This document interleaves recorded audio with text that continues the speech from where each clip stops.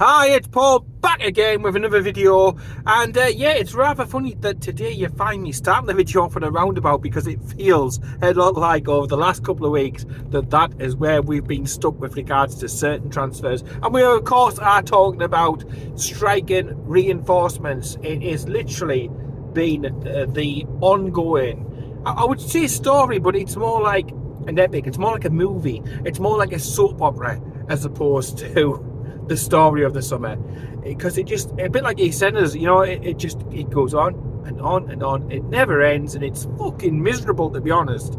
But yes, stuck on a roundabout there, stuck with the same regurgitated shite just swirling around. It's a new week, but it's Groundhog Day, and yeah, the next 24 hours could be crucial in the pursuit of, well, Liverpool's pursuit of Alexander Isak and our pursuit of Johan Wissa. Easy for me to say. It's been a stressful morning. But yeah, we are still, despite the weeks passing by, we are still talking about the same players, the same clubs, the same issues, the same problems, time and time again. And it's like toothache. You know what I mean? It's just such a pain or a fart in the lift that you can't fucking get rid of, no matter how much you spray your air freshener in. It just doesn't sort the problem out. Yes, we'll start with Isak. Why not? We'll talk about the Swedish rat first of all. All of this talk, and I've heard plenty of it over the weekend. Oh, well, reintegration.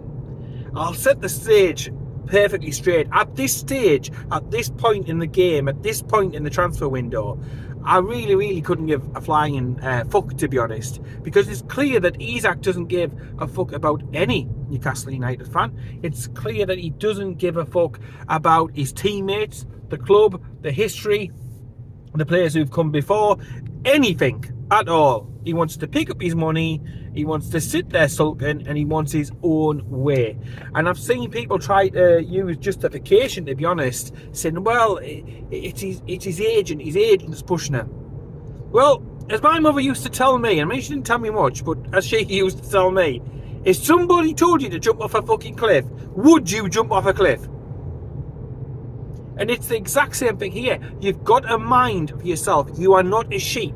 You don't follow what everybody else is potentially doing or saying to you. You've got your own mind, ability to think. You're a grown man. People say, oh, his agent is persuaded. Yes, his agent, who's coming towards the end of his career, wants a final payday.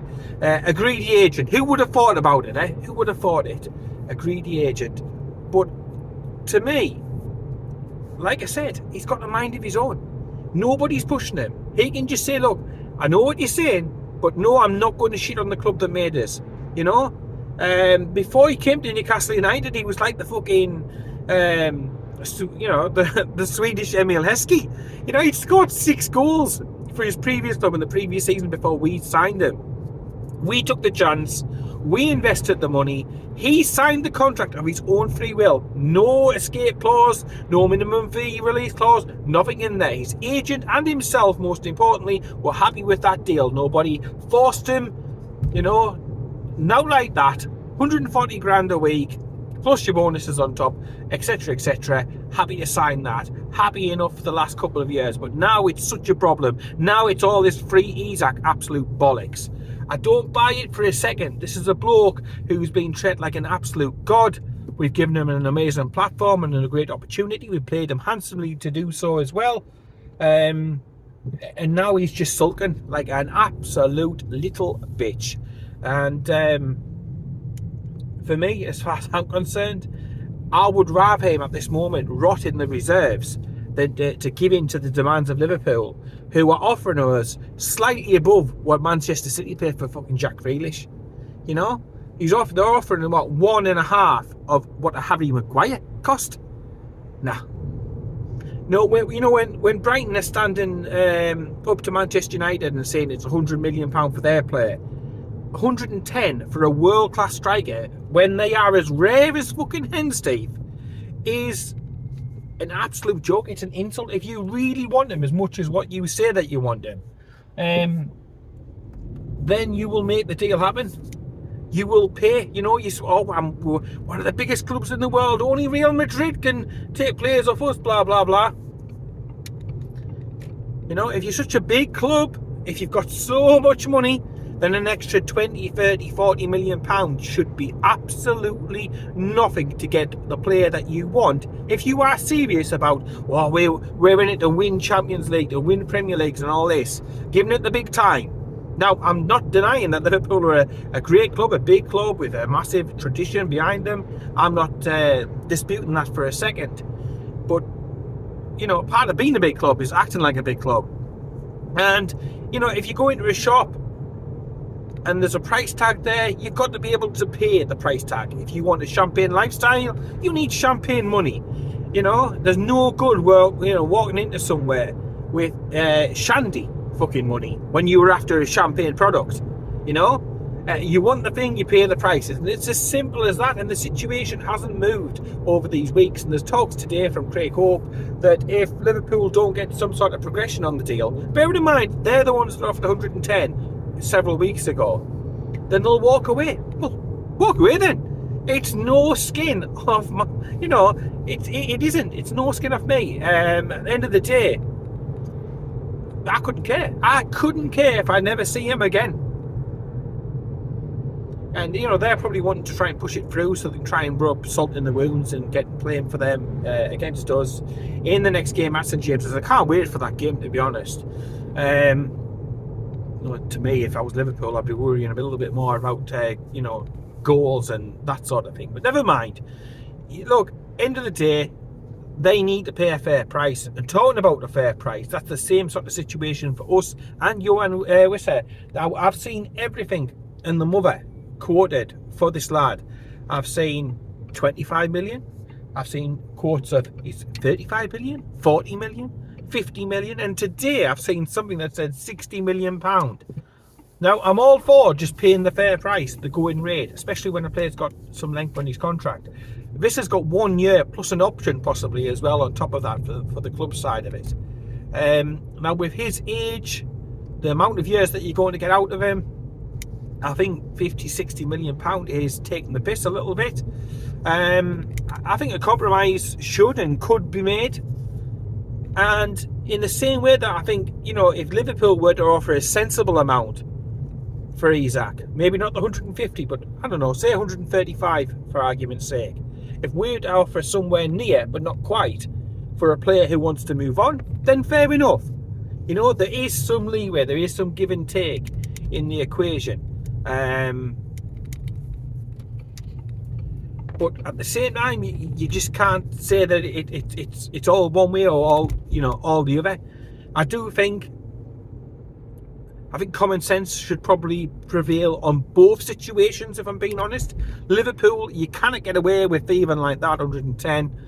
You know, I think 135 is fair enough. And again, same with the Wissa situation. 25 is a joke that we've offered. I think a 35 or a 40 million pound bid, there or thereabouts, whether you've got to wrap that up in you know, an incentive or two or something like that. A compromise surely can be found to satisfy everything and to bring to an end this absolute saga, this drama, this soap opera. Because, you know, Eddie Howe spoke about it at the weekend. You know, he talked about the noise and how it's distracting, and, you know, he wanted a quick resolution. Look, at the end of the day, he wanted the transfer situation sorted out quickly. He said that at the end of last season. That didn't happen. So the people at the club now listening to him once again saying, I'd like this sorted out very urgently. Need to listen to the man.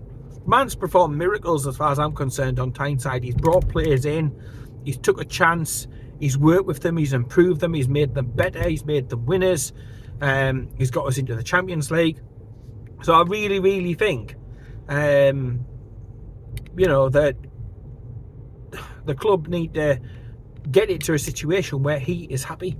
You know, make it whatever it takes just to make him happy. Now, look, I don't think Isak's going to be turned round. Even if I was to park to the side that to be honest, I don't want him to ever see him again in a Newcastle United shirt.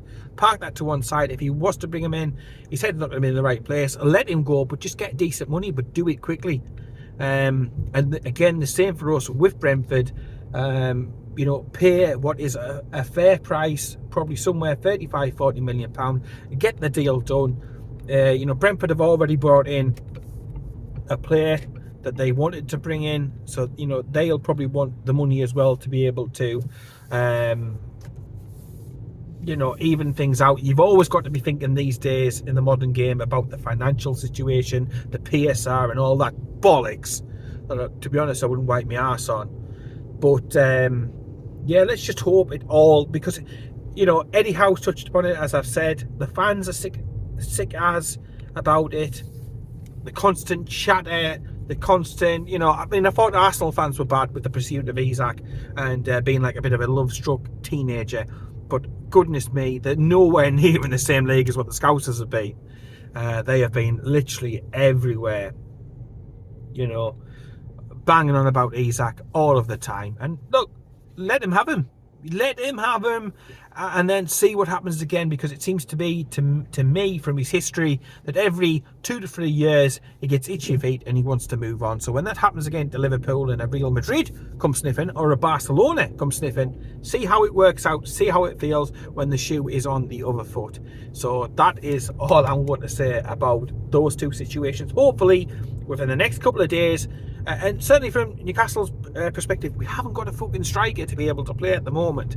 So, you know, you bring in Johan Wissa nice and early, right? You bring him in, get Wissa in nice and early, and then, you know, you let him have some training, get used to his teammates a little bit, and then he's probably got to be thrown in at the deep end, because, look, we saw at the weekend, the difference between us drawing against Aston Villa and beating Aston Villa was a striker. We were all over them like a fly around shit. We played really, really well. We created opportunities. We got some shots away, but you know, it's the old square pegs in round hole type thing, which I've said before. I'm not a great fan of. I like to see, you know, specific, specialised players for each position. So bring him in, and then at least takes a little bit of the stress and strain off everybody, and it, you know, allows us just to focus on the football. And then before the end of the transfer window, then you can reinvest the money that you get in off an Isak to be able to bring in again somebody else. Ramos still being strongly linked to Newcastle United over the weekend, and including today as well. So it would be great if we could bring somebody in like him, and then we've got two strikers, two out and out strikers, hopefully ones that stay fit more often than not, because that has been a complaint, you know, against the previous Callum Wilson and Isak as well, that they do pick up injuries, they do miss games and stuff like that. So two players who are available most of the time, and then that can be supplemented with Isak. It can be Isak, fuck's sake, it's been a long run, to be honest. It can be supplemented with Gordon as well. It can be supplemented. You've got young Neve as well. Again, you're not going to start him in games, but cup games, maybe give him some minutes in cup games, that sort of thing, to slowly introduce him, to build him, and obviously to encourage him on. That would be great. And then we can just, like I said, just start focusing back on the football, because that was one of the nice things from the weekend, to be honest. Apart from the fact I started obviously on Analysis, and I did my first reports on there. That's coming live shortly, that app, really, really soon. So thank you for the kind words on that one. But look, it's going to allow us just to focus on the actual fucking football, as opposed to the bollocks about transfers and will he or won't he and how much, and, you know, people tracking flights and, you know, all that sort of thing. We can just park that. Once we get in a Wissa, once we get in an Isak replacement, it's like, for me, the transfer window can hurry the fuck up, close itself, and I can forget about it for a few months. Because normally, like I say, I enjoy the speculation and reading in the papers and, you know, online about different players being linked and agents and scouting and all that sort of thing. Generally, I find that, you know, okay, I always have. But this summer, because it's just been rammed down our throat, Isak, this, that and the other, bigger club, cartel, the stupid PSR rules, etc, etc, etc, I've had a fucking enough. I think most of us, everybody I've spoken to, you know, the Geordie Nation, spread throughout the entire country. Even when I was away on holiday in Bulgaria, I was on about it, chatting crack with people about Isak and stuff. But everybody I've spoke to of a black and white persuasion is just absolutely fucking fed up to the top of just hearing about it, you know. So it does need dealing with, and hopefully the management at the club are literally busting a gut to get this one sorted, sealed, and more importantly, of course, bringing in some quality additions for Eddie Howe, because it's all right, all the chatter and all the noise about, well, Isak Liverpool. To me, the more important thing is strikers for Newcastle, you know.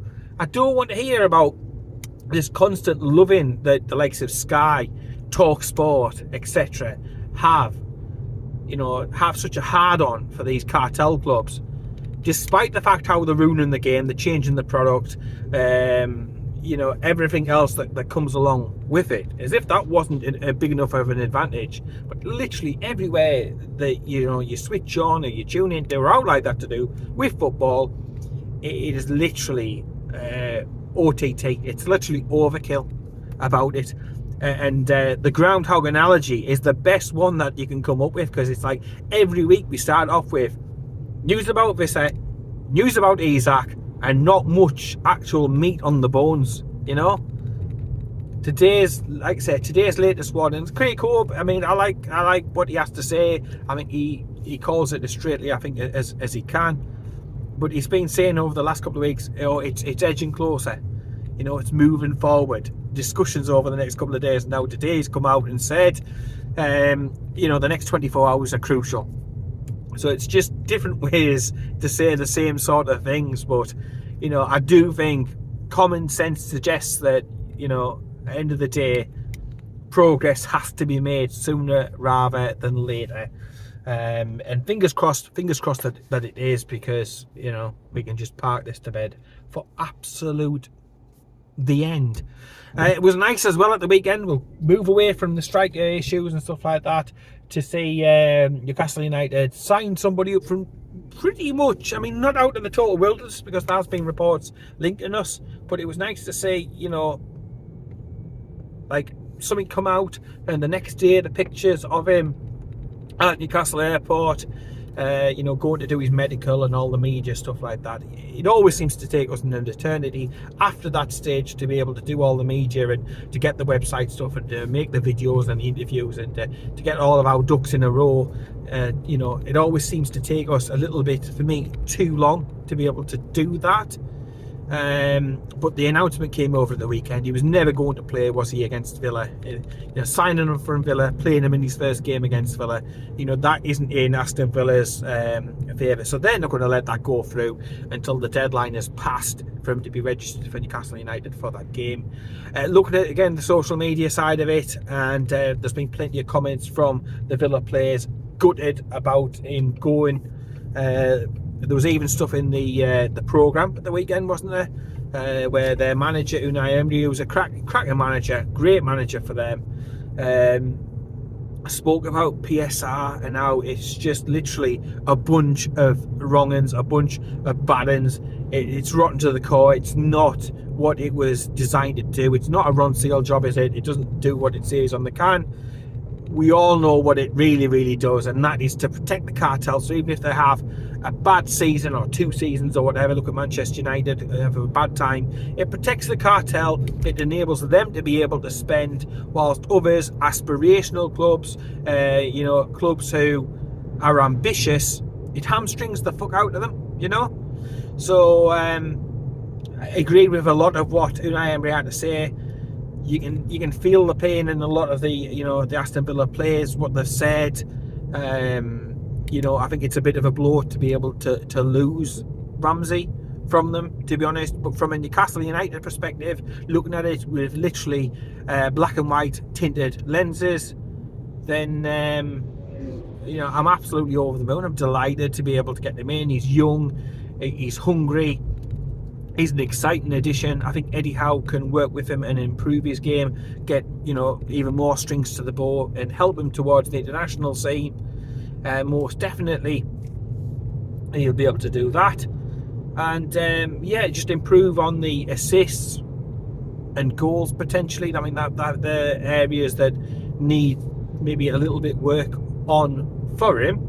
But in the big scheme of it, to pay what we've paid, under £40 million for Young, he's got Champions League experience, he's got experience in the Premier League, lots of games there, and he's the ready-made option that Eddie Howe has been so keen for. He's stressed he wanted players who could hit the ground running straight away, and that is what he is getting with Jacob Ramsey. And yeah, I think it's a cracking signing. Looking forward to seeing him in a black and white shirt. Do I think he's going to be starting against Liverpool? I doubt it.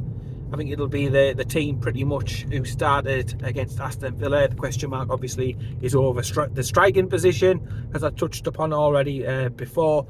But to come off the bench, with his pace and his skills and his trickery and all of that, I'm intrigued. I cannot wait. It's another reason I cannot wait for Monday night, to get up. First home game of the season, which reminds me I need to download the fucking season ticket. There's always things to add to my list. There's always things, but yeah, looking forward to seeing Jacob Ramsey. Looking forward to seeing more of Elanga as well.